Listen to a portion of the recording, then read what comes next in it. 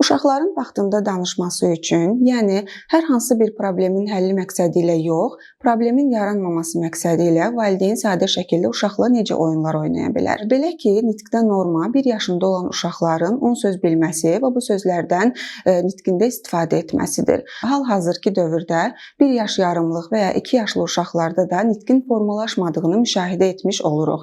Lakin bu bizə normanı dəyişdirməyimizə səbəb deyil. Uşağın nitqi yaranmazdan öncə buna bir hazırlıq mərhələsi olur. Bu mərhələ uşaq doğulduğu andan etibarən başlayır. Yəni artıq 1 ay yarımlıq uşaqla siz əyləncəli, səsli oyunlar oynaya bilərsiniz. Təbii ki, sadə oyunlardan söhbət gedir.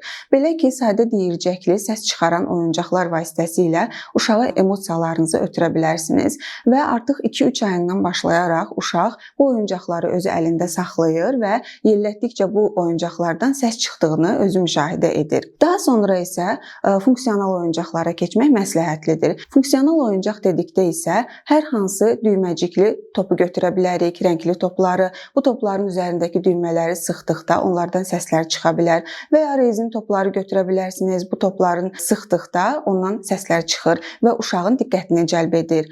Və yamsılama metodu ilə artıq uşaqlar bu səsləri yavaş-yavaş təqlid etməyə başlayırlar. Daha sonra isə bu oyuncaqlara maraq itir, təbii ki. Daha sonra ümumilikdə həm funksional, həm də obrazlı oyuncaqlara yönəlmək lazımdır. Obrazlı oyuncaqlar hər hansı bir maşın maketi ola bilər və yaxud da heyvanların maketindən istifadə edə bilərsiniz. Valideyn bu maketlərlə müxtəlif səslər çıxarda bilər, təbii ki, sadə səslər və yenə yamsılama metodu ilə uşaqdan bu səslərin təqlid etməsini gözləyə bilər. Belə ki, uşağınızla kiçik yaşlarda qurulan emosional əlaqə və ünsiyyət, oyunlar uşaqlarınızın gələcəkdəki nitqinin formalaşması üçün baza yaradacaq.